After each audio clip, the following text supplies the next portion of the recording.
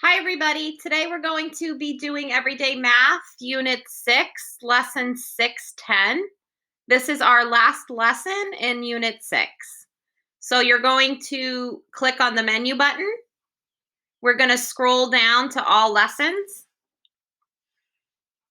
We're going to click on Unit 6, Lesson 610, Exploring Arrays, Lengths, and Shapes. We're going to click in the box. And today, boys and girls, we're going to start with our math message. And our math message says, how many muffins can fit in this pan?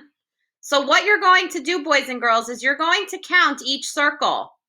And then after you're done counting all the circles, you're going to click on the pen and you're going to write in the amount of muffins that can fit into this rectangle square pan. When you're done, you're going to draw your answer in the box and then you're going to arrow out. And boys and girls, we're not going to do boxes 3, 4, and 5 today because in school it would be an exploration day. And we've done explorations where we go into centers and we do different activities for math. But unfortunately, we do not have the tools at home in order to do these. So we are not going to do the making geoboard arrays, the comparing lengths, or making shapes. Actually, on box number 5, if you would like to, you can make shapes on a piece of paper. And you can draw out triangles, rectangles, squares, and you can make a picture out of your shapes. You can do that for box number 5. Then you're going to arrow over and you're going to click on math boxes. And on math boxes, you're going to practice again. This is a picture graph, boys and girls. And on a graph, we graph information in order to help us see it better. So it says here, on a nature walk, Amy saw 5 snails, 2 turtles, and 6 caterpillars. Make the graph. So boys and girls, a picture graph always has a title. So it says nature walk because in our story, we're talking about a nature walk that Amy went on. At the bottom, it has the animals that Amy saw on her nature walk. She saw snails, turtles, and caterpillars. On the side here, it says number of creatures. So you're going to fill in, here are the numbers. You're going to click on your pen and you're going to fill in the graph. You're going to mark in how many snails did Amy find? How many turtles did Amy find? And how many caterpillars? So you're going to fill in the boxes. So snails, there's 5. You're going to color in 1, 2, 3, 4, 5. She saw 2 turtles. 1, 2. She saw 6 caterpillars. 1, 2, 3, 4, 5, 6. So boys and girls, you're going to get to fill in your graph using the pen. Then when you're done, you're going to arrow over to number 2. And number 2, we're working with a start, change, end diagram. And we've worked with these in school. Julie had 30 crayons. She bought 18 more. Boys and girls, if she bought 18 more, those are our clue words. And it says, how many does she have in all? In all means that you are adding. So you're going to fill in your diagram. How many crayons does she already have? You're going to put it in the box. Then you're going to put plus and how many more she bought. We put a question mark. I'm going to set it up for you guys. So we have 30 plus 18. And boys and girls, we put a question mark in our box because we do not know the answer. And you're going to work out the answer. You're going to put a number model down at the bottom here. which is just exactly what's written here. And then you're going to use your number grid in order to figure out how many does she have all together, in one. Then when you're done, you're going to put your answer. And here it says crayons because that's what we're talking about, boys and girls. We're talking about crayons. Then you're going to arrow over to number 3. And it says here, which number has a 4 in the ones place, an 8 in the tens place, and a 7 in the hundreds place? And boys and girls, you're going to click in the box that shows what this is asking us. Which number has a 4 in the ones place, an 8 in the tens place, and a 7 in the hundreds place? Then you're going to arrow over to number 4. All you're doing, boys and girls, here, these are big numbers, but it says write the number that is 100 more. I'm going to do the first one with you. Boys and girls, all you're adding is the number in the hundredth spot. So the number, you're adding 1 to this number, you're adding 1 to this number, you're adding 1 to this number, and 1 to this number. So the first one I'm going to do with you, 456 plus 100. I know that 4 plus 1 is 5, and my other numbers stay the same. So 556 is my answer. So you're going to go ahead and you're going to do the others exactly the way I just did it. 402 plus 100, 718 plus 100, and 390 plus 100. Then you're going to arrow over, and you're going to do number 5. Devin has some stickers. His friend gives him 20 more. Now he has 33 stickers. How many did he have to start?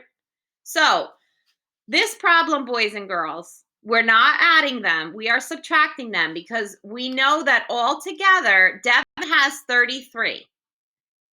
His friend gives him 20 more. How many did he have to start? So we want to find out how many stickers Devin started with. I'm going to set the problem up for you. And when we subtract, take away, boys and girls, we always put the bigger number first. So 33 minus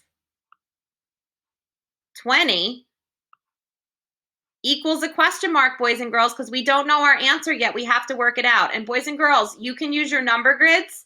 You can draw it out, whichever is easier for you. And you're going to put your number answer here on the line. How many stickers did Devin have to start? Then you're going to arrow over. And you're going to do number 6. The oak tree is 38 feet tall. The maple tree is 20 feet tall. How much shorter is the maple tree? So boys and girls, we're not adding them together. We are subtracting them. And when we subtract, we always start with the bigger number. 38 minus 20 equals a question mark, boys and girls, because we don't know our answer yet. We have to work it out. You may use your number grid or drawings to help you find the answer. Then you're going to write it in here on the line. How many feet shorter is the maple tree? And then when you're all finished, you're going to arrow out. And we're going to go to our home links box, boys and girls. And our home links tells us, number 1 says, draw an array with 2 rows of X's and 8 X's in each row. So I'm going to do this for you. We have worked with arrays before in the classroom, but I'm going to show you so that this way you know how to do it. So it says, draw an array with 2 rows. So I want 2 rows. So I'm going to do X's. So here's my 1 row. Here's my 2nd row. Then they want 8 X's in each of those rows. So I'm going to draw 8. 2, 3, 4, 5, 6, 7, 8. And again, they want another 8 in the second row. So 2, 3, 4, 5, 6, 7, 8.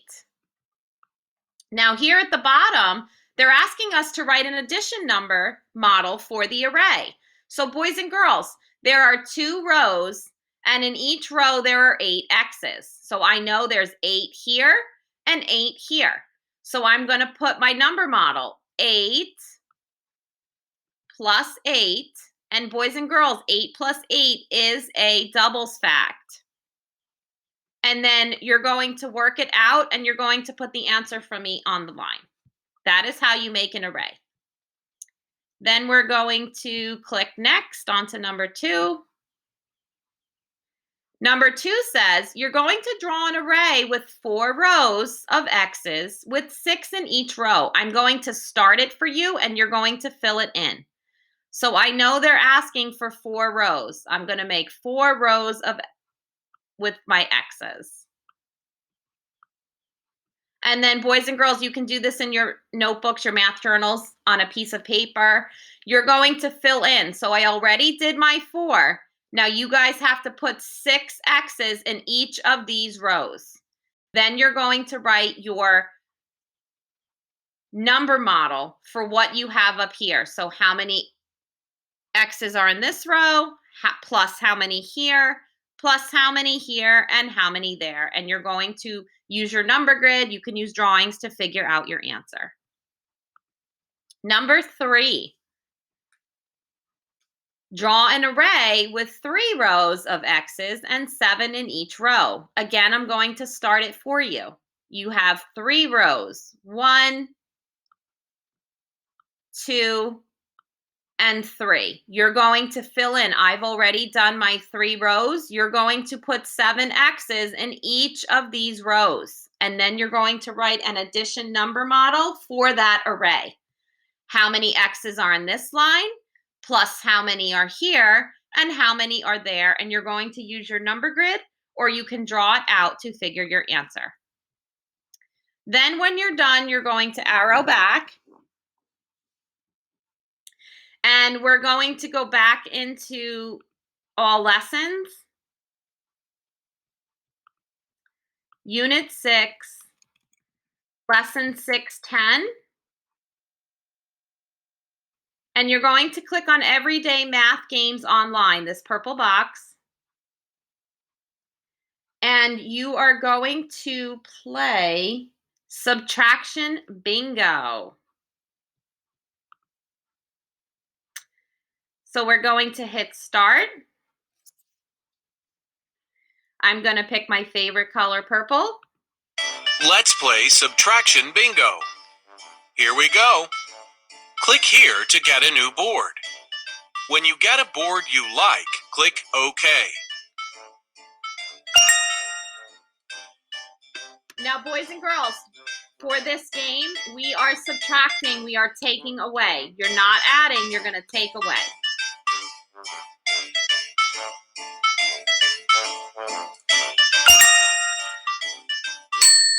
I'm going to choose my board. Click here to get a fact. Then when you click OK, you're going to click in this box here with the purple outline, and you're going to click a number on the board that shows the difference of these 2 numbers. So boys and girls, then click OK. When you hear the word click pass if the correct answer is not shown on the board. When you hear the words find the difference, we are automatically subtracting. You're taking away. In all of these problems on this game, you're subtracting. So 8 minus 2. Now, boys and girls, you can use your fingers. You can use the countdown strategy. You can use a number grid, or you may draw it out. I'm going to use my fingers and count back. So I'm going to put 8 fingers up, and then I'm going to take 2 of those fingers away. And I have 1, 2, 3, 4, 5, 6. I have 6 fingers left. So I am going to click the number 6. and hit OK.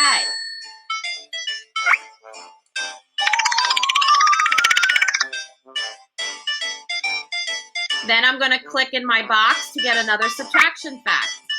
10 minus 1, boys and girls. Now, 10 minus 1, I'm going to put up 10 fingers, take 1 away, and then I have 1, 2, 3, 4, 5, 6, 7, 8, 9. 9 are left.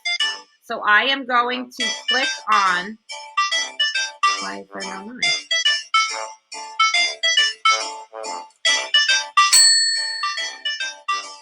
That's right. There is no correct answer on the board. So, boys and girls, I clicked pass because there was no number 9 on the board, so it wasn't on there. And then you're going to play this game for about 10 to 15 minutes, and then you're going to X out when you're finished. And boys and girls, that is the end of our lesson 610. And we are done with unit 6. I hope you guys have a great day, and I'll see you soon. Bye.